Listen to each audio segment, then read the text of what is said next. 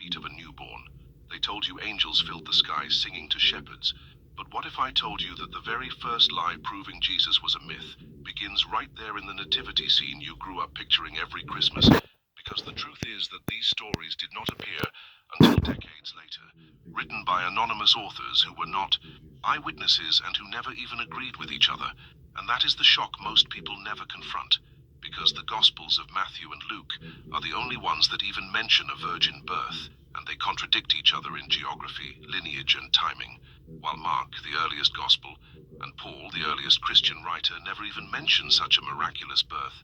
So ask yourself, if this event was so central, how could the earliest sources not know about it? And why did later writers feel the need to invent it? The answer lies in the fact that virgin births were... Before you go, I need to speak to you from the heart. This channel has been demonetized. Not because I stopped caring, but because telling uncomfortable truths has a cost. I'm not asking for money. I'm asking for support. I've started a second channel so I can continue this work and survive doing it. If you believe in what I share, please go there, subscribe, and watch the videos. Every view, every minute you watch, truly helps more than you know. Thank you for standing with me. Thank you for listening. And thank you for keeping truth alive. The link is below. Common mythical motif in the ancient world used to elevate figures into the realm of the divine, from the Egyptian god Horus to the Greek demigod Perseus to Alexander the Great, who was also said to be born of a divine union. And by inserting Jesus into this same mythological pattern, the early church was not recording history. They were borrowing from mythology, wrapping their leader in the same supernatural cloak that surrounded pagan heroes. But here is the catch. If the very beginning of the story is borrowed myth, then the entire foundation starts to crumble, because a real person with a real family, a real birthplace, and a real lineage does not need fabricated divine origin stories. Only a myth needs that kind of embellishment, and this is why scholars who examine the nativity accounts side by side call them theological inventions rather than historical memories, because they cannot be reconciled with one another. In Matthew, Jesus is born under the reign of Herod, who dies in 4 before the Common Era, but in Luke, Jesus is born during the census of Quirinius, which took place in 6 of the Common Era. That is a 10-year gap that cannot be harmonized. So either Matthew lied, or Luke lied, or both lied, but in either case the supposed historical foundation collapses, and if you still hold on thinking maybe they just remembered differently, then ask yourself, why does John, the last gospel, entirely skip the virgin birth and instead speak in metaphysical poetry about the Word becoming flesh? Because John had no interest in grounding the story in history. He wanted theology, not biography, which is another clue that the Jesus narrative was crafted to inspire faith, not to report fact. And this is only the first lie, the lie of the miraculous birth, the lie that set the stage for everything else. And once you realize that this opening scene was lifted from the playbook of pagan myths, you begin to wonder how many more of these lies are hiding in plain sight, because if the virgin birth is myth, then the claim of prophecy fulfillment is also myth, because Matthew rips verses out of the Hebrew scriptures, like Isaiah 7:14, which does not even say virgin but young woman, and applies it to Jesus retroactively, twisting Jewish texts to invent the illusion of prophecy fulfilled.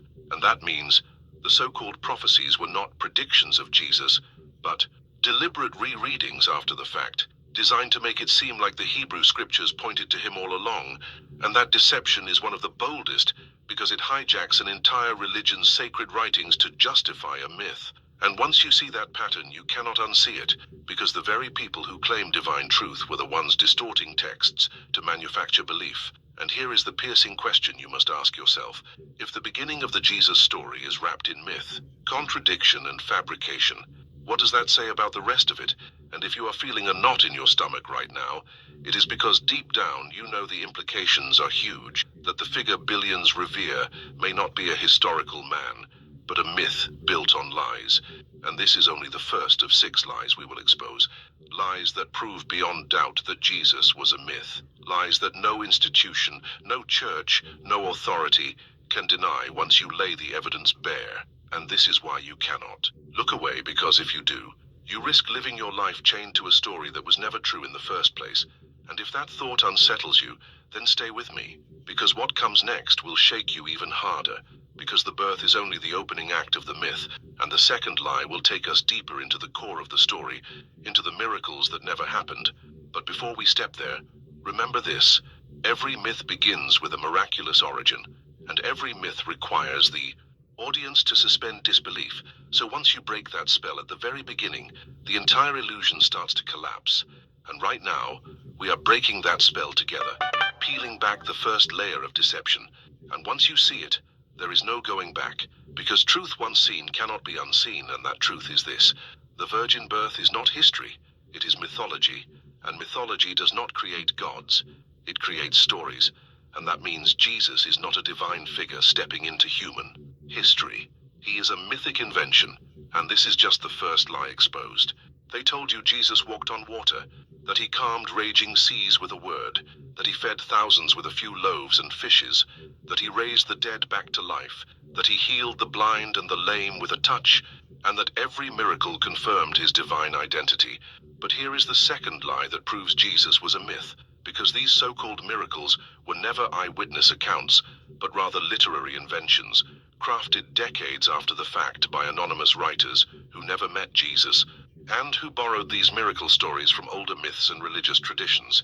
Because if you look closely, you will see that these miracles are not unique to Christianity at all. They are recycled tropes that existed long before. Tropes about gods and demigods performing wonders to prove their divinity.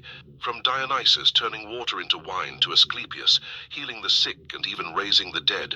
From Moses parting the Red Sea to Elijah multiplying food and raising a widow's son. All of these miracles were part of the cultural library of the ancient world, and the gospel writers dipped into that library to give their mythical hero the same supernatural powers. But here is the problem. If Jesus truly performed such miracles, why did Paul, the earliest Christian writer, never mention them? Because Paul wrote in the 50s of the first century, decades before the Gospels, and in all his letters, he never refers to Jesus feeding multitudes, walking on water, or raising Lazarus. And the silence is deafening, because Paul was desperate to win converts, so if those miracles had actually happened, he would have used them, yet he never did, which means they did not exist yet. They were added later, which proves they are inventions. And when we step into the Gospels themselves, we see contradictions everywhere, because Mark's version of the feeding miracle describes 5,000 fed, while Matthew and Luke copy but alter details, and John creates an entirely different framework around it. And the most striking contradiction is the raising of Lazarus in John, a miracle so dramatic that if it had happened, it would be impossible for the other Gospels to ignore. Yet Matthew, Mark, and Luke never mention it, not even a whisper, and that is because John invented it, placing Jesus into the mold of a divine life-giver in order to inspire belief. And that should make you pause, because if the biggest miracles were fabricated, what does that say about all the others? And if the miracles were not historical but literary, then the picture of Jesus as a supernatural being collapses, because myths always use miracles as proof of divinity, not history. And here is the chilling reflection: if you strip away the miracles, what are you left with? A man whose story looks indistinguishable from other myths, a figure shaped not by eyewitnesses, but by literary creativity. And this is exactly what scholars have been pointing out for centuries, that the miracle stories are midrash, reimaginings of older stories from the Hebrew Bible and Greco-Roman mythology, reshaped to make Jesus look like a new Moses, a new Elijah, a new Dionysus. And if that is true, then the Jesus of miracles is no different than Hercules slaying beasts or Krishna lifting mountains, both inspiring, both captivating, both myth. And here is the piercing question: if you once believed in these miracles as literal truth, how does it feel to realize that they were crafted illusions, carefully designed to